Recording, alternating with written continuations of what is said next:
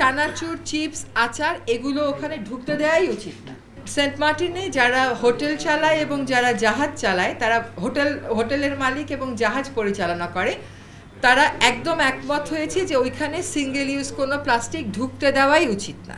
কেউ কেউ এমন বলেছে যে চানাচুর, চিপস, আচার এগুলো ওখানে ঢুকতে দেওয়াই উচিত না।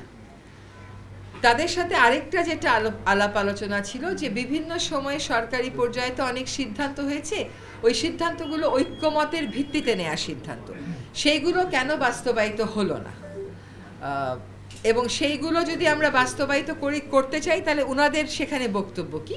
তো তারা আমাদেরকে বলেছেন যে তারা তাদের যারা বাকি সদস্যরা আছেন, বাকি হোটেল মালিকেরা আছেন, বাকি জাহাজ পরিচালনাকারীরা আছেন, তাদের সাথে কথা বলে আমাদেরকে জানাবেন। আমরা তাদেরকে বলেছি যে সরকারের সিদ্ধান্ত ছিল রাতে থাকতে দেয়া যাবে না, সরকারের সিদ্ধান্ত ছিল নির্দিষ্ট পরিমাণের বেশি পর্যটক যেতে পারবে না। তো সেইখানে তাদের বক্তব্য কি, তারা একমত হয়েছে যে পর্যটন ওইখানে নিয়ন্ত্রণ করতে হবে, কিন্তু পরিমাণটা কি হবে এটা তারা তাদের অন্যান্য সদস্যদের সাথে কথা বলে আমাদেরকে জানাবেন।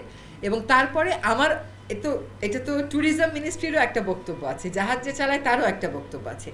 তো যারা হোটেল মালিক আছেন ওখানে এবং যারা জাহাজ পরিচালনা করেন, তাদের যখন আমি মতামতগুলো পাবো, তারপরে সরকারি সংস্থার সাথে কথা বলে আমি আশা করি 20শে অক্টোবরের মধ্যে সেন্ট মার্টিনের ব্যাপারে আমাদের কর্মপরিকল্পনাটা আমরা দিতে পারবো। সেন্ট মার্টিনে আরেকটা বড় সমস্যা আছে, ওখানে প্রচুর কুকুর আছে। তো এই কুকুরগুলোর ব্যাপারে কি করা যায়, এটাতেও তারা একমত হয়েছেন যে এটা নিয়ে যারা ডিল করেন যে বিশেষজ্ঞ সংস্থাগুলো, তারা যদি ওখানে গিয়ে ভ্যাকসিনেশন এবং স্টেরিলাইজেশনের প্রসেসটা শুরু করেন, তারা আমাদেরকে সহায়তা করবেন। রাত্রিযাপনের দুটো বিষয়, রাত্রিযাপনের ব্যাপারে আগের তো সিদ্ধান্ত ছিল, আর পর্যটক সংখ্যা নিয়ন্ত্রণের জন্য আগের সিদ্ধান্ত ছিল। এখন সেইগুলো আমরা বাস্তবায়ন যদি করতে চাই, তাদের মতামতগুলো কি, তাদের কথা হলো যে তাদেরকে জিজ্ঞেস না করে সরকার একতরফাভাবে এই কাজগুলো করেছিল, তাদের উপর সিদ্ধান্ত তাদের বক্তব্য অনুযায়ী আরোপিত। কিন্তু আপনি যদি মিটিং মিনিটস দেখেন, আপনি দেখবেন প্রত্যেকটা সভাতেই তাদের প্রতিনিধিরা ছিল।